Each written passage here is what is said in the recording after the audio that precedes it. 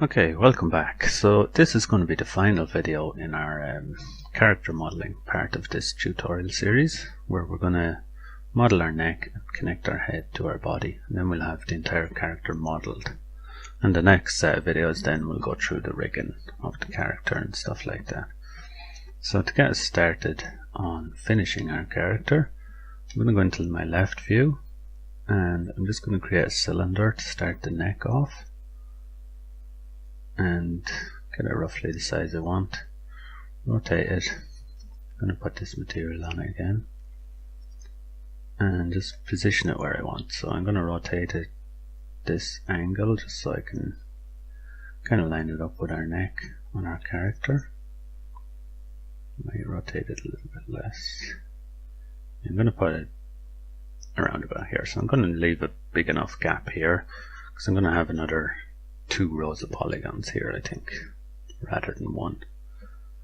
So with this, I'm just going to reduce the height of it quite a lot, something like this. And this is a 10-sided cylinder, so as I was saying in the last video, we need 10 edges here to connect to our neck, and we've 10 edges on this side of our face, our head as well. And on this cylinder we're only going to have 5 because it's 10-sided, but I'm going to be taking off half of it, so we're going to be left with 5. But for now, that's fine. I'm just going to leave it like that. So I'm going to grab this bottom polygon here, this one here, and I'm just going to scale this on all axes just to get it lined up kind of with the shape our neck is taking. And then I'm going to delete this polygon and just start using my edge loops again. Again, that's just a way I prefer to do it. I'm going to rotate this once, actually, just 5 degrees, and position it again. And I'm going to hold down Shift and drag out another set of polygons, and I'm going to line this up somewhere along here, I think. And again, just position this, and I'm going to rotate this one as well. So I'll maybe scale this in a little bit more. Okay, so now we have this, and what I'm going to do now, actually, before I do any more, just delete that half of the neck. And I can see here my arm is getting in the way yet again.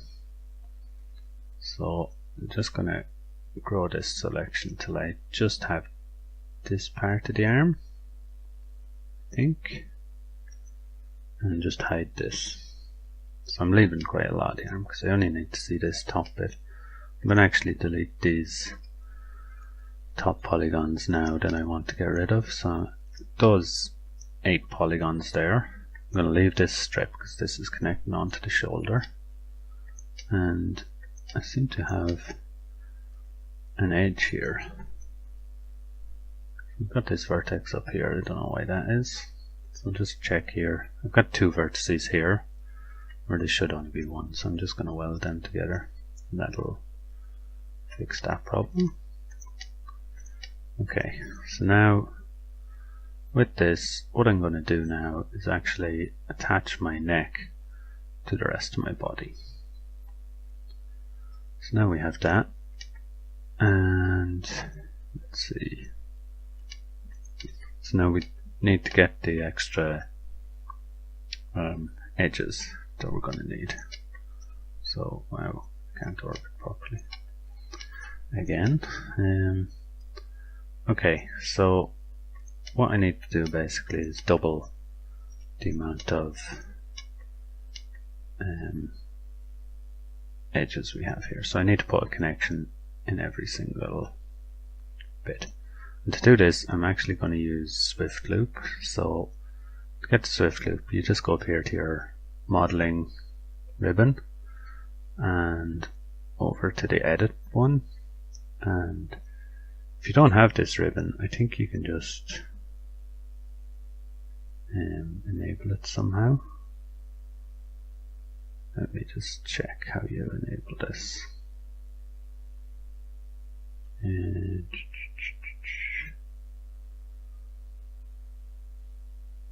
Tools maybe. No, I'm not actually sure where the ribbon is.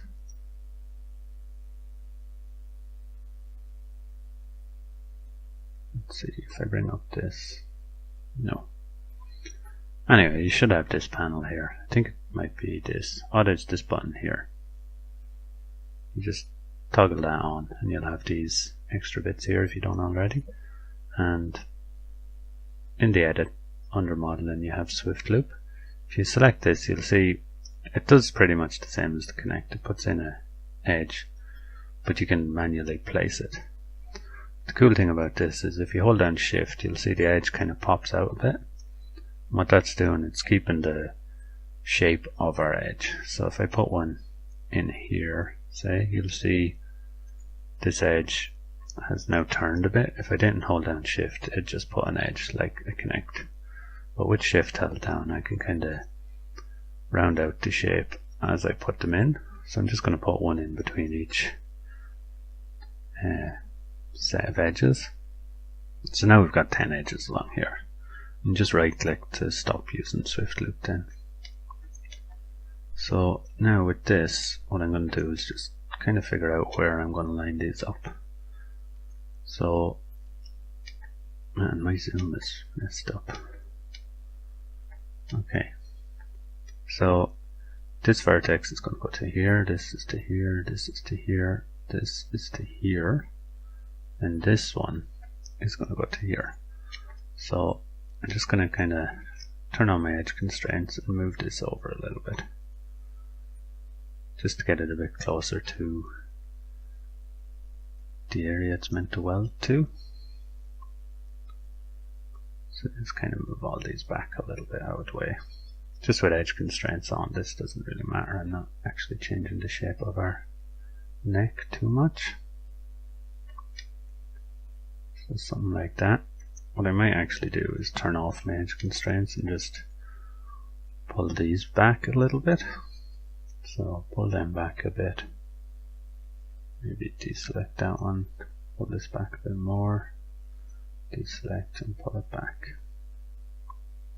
Just do the same with all these, just to kind of straighten the back of the neck a bit, because the back is actually quite straight, especially connecting onto here. Let me just pull this out a little bit more.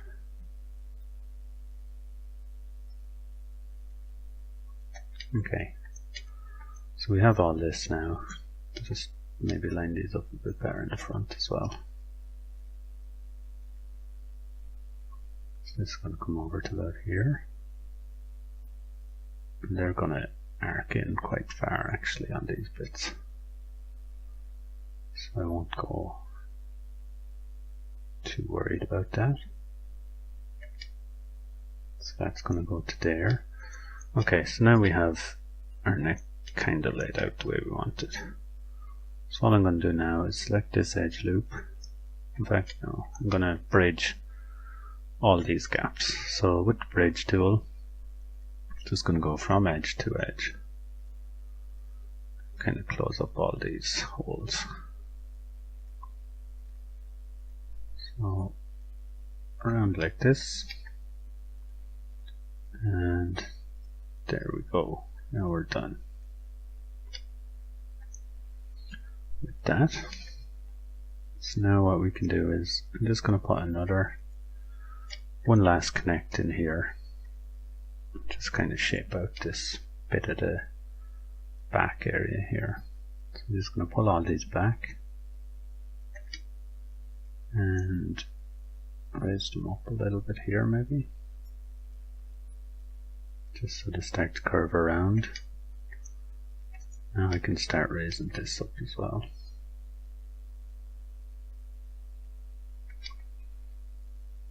Okay, so just something like this. And Just check all my views. What's this point here? That's the top of the peck. It's coming up a bit too far maybe. Okay, so now we've got all this. I'm just going to pull these ones in a little bit. Maybe pull this entire bit out. Just again, all I'm doing here is just reorganizing some of these shapes. So this point here, actually at this point now I can unhide my arm again in polygon mode and just start to get this shape a bit better here. So I'm just going to pull this up. I'm going to start to pull all this up in fact, just to try and match this muscle on the reference. I'm not going to go up as far as that muscle does. In fact, I might take this down a little bit. And then I can pull this up. Just so when it gets to the neck it starts to go back in a little bit. And then I'm going to have to do the same with all these. So I'm going to pull these, and let's see, in my left view I'm going to pull them up.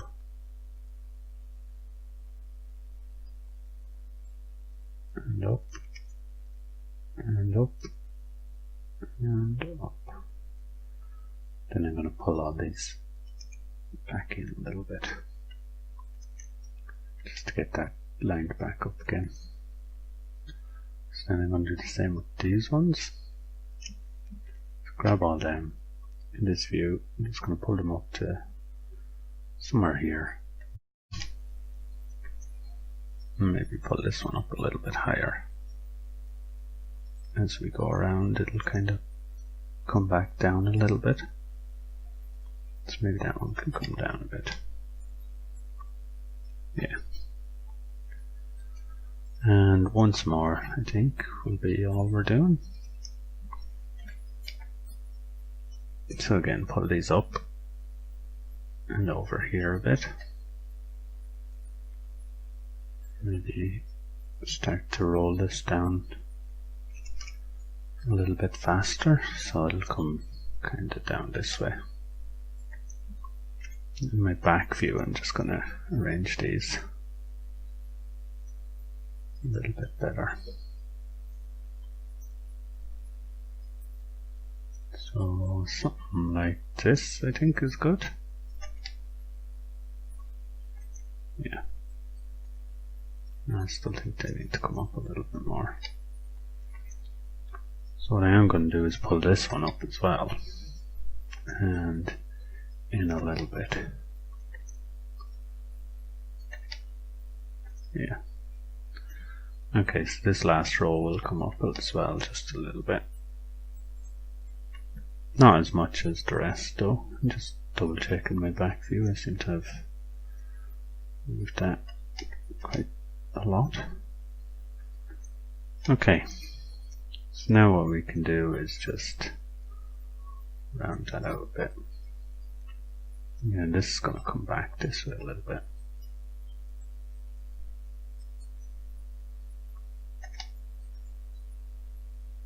Okay. That point there is a bit wonky. Alright, so now in our left view I'm just going to check all this again. What I might do is just bring these in a little bit to kind of dip the front of the chest shape. And just double check everything again. I'm going to make one more extrusion here. Pull this in a little bit, maybe down to there. Right, so now we have this. So what we can do now is grab all this and attach our head to it. And now the same thing we did last time, I'm just going to select all those edges and use bridge. It should bridge them all properly, which it has. So what I want to do is maybe let's see, in my left view, I'll pull this up to here and then into here, just so I have a pulling in there. And let's see, you can see it's kind of torn our head shape a bit, so all I'm going to do is turn on my edge constraints and start moving these around a bit. So turn on my edge constraints and just move these a little bit.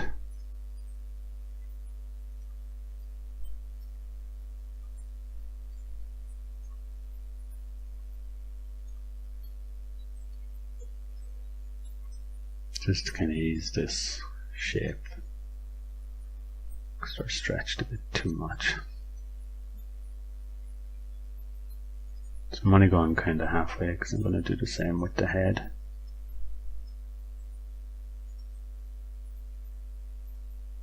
So something like that. And then I'm just going to move the head ones as well.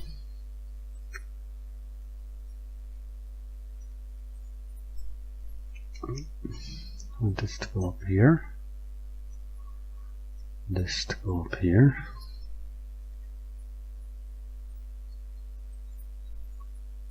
So these can come down a bit as well.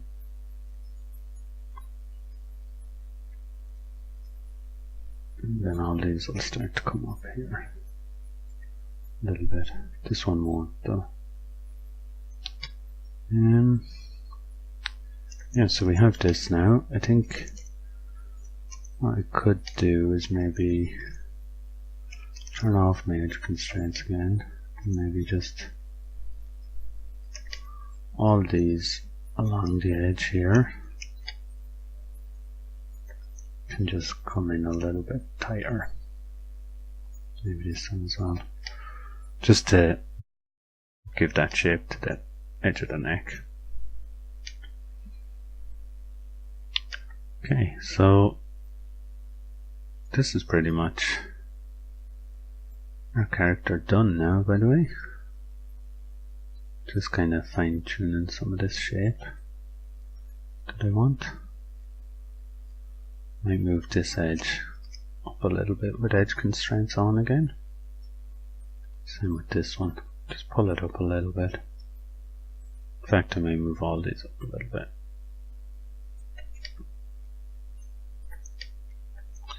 And then kind of space these out a bit more again.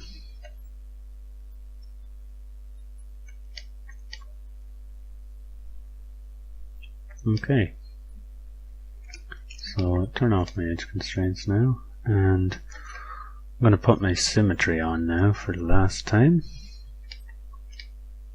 and just double check everything is connected properly, which I'm not entirely sure it is. I'm just going to delete that for now, go into my front view. Yeah, it's not, these aren't lined up properly. So I'm just going to grab all these vertices again along the middle of our character and just align these on the Y and then zero them out. So now that I've done that, I can put my symmetry back on, and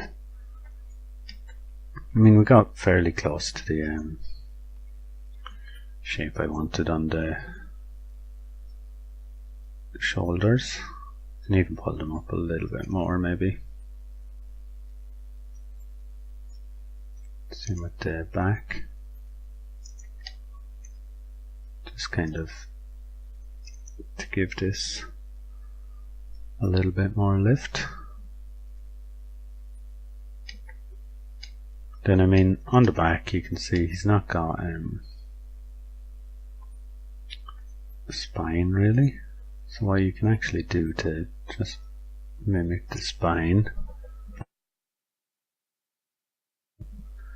is just grab all these and just move them in slightly. Now what you'll see is it's given that kind of dip in there where someone muscular like this one have their spine sticking out. So it's just kind of pulled in a little bit like that.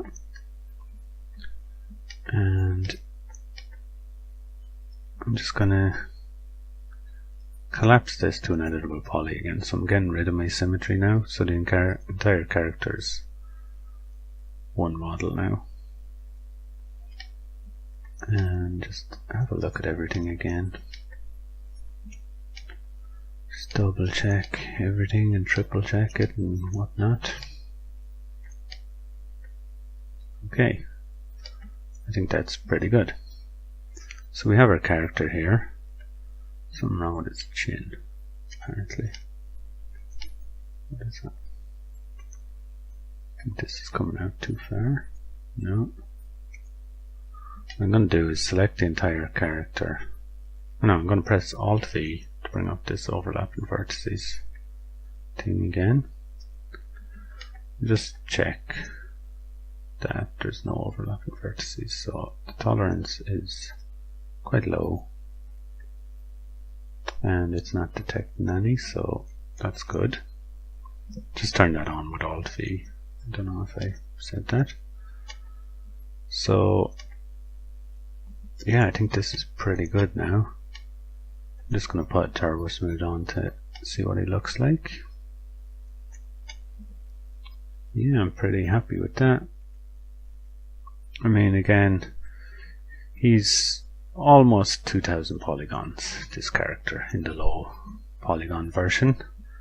And with the Turbo Smooth on, then obviously he's a lot higher, he's like 15,000. But I mean, if we're looking at modern day kind of game characters, like say Xbox One and PlayStation 4 and PC, this would be extremely low. I mean, this is low enough to be a mobile game character at the minute. And with the Turbo Smooth on, he's going up to 15,000. That's low for a current gen character even. So you can see we'd have this kind of amount of topology to work with if we were doing it for a current gen game, and we'd still have plenty to spare. I mean, I'll show you just a quick example. This character here is for a game called D4. It's for the Xbox One and the PC. This example here, you can see it's quite low poly. This is the original one that was originally developed on the Xbox 360. So you can see the topology and stuff, and you can see in his hand he's got quite a few triangles. So as I was saying when we were doing the hand, I put in a couple of triangles and kind of argued the point that triangles aren't the end of the world, whereas some people will tell you that they are. But this is a AAA company, and I mean, their hand model has triangles in it, so obviously they're fine. So, but you can see here the low polygon kind of Xbox 360, so last gen console kind of resolution. You can see all the edge loops that they have as well. Then you can see here is the Xbox One version, which looks a lot denser in polygons, and I mean, it kind of looks like our character when we put the Turbo Smooth on. But down here it says in Japanese, so I'm not going to read it, but the Xbox 360 version, which is A, and then the Xbox One version A, or version B, is here, and you can see here it says 40,000 polygons in this character. So that's 40,000, and we're sitting at 15,000. So if we added another like 25,000 polygons to this, you can imagine the amount of extra detail we could get where we need. So as it stands right now, this is quite good character, I think. And again, the low poly version, just under 2000. And this is this entire series finished now for the game character model. The next set of videos will go through rigging the character, so we'll be making a rig for this character and skinning it, and then we'll be able to animate it and get it walking around and stuff. And then we'll bring it into Unity and just do some basic kind of character controller stuff to get him kind of walking around with the keyboard or mouse or whatever.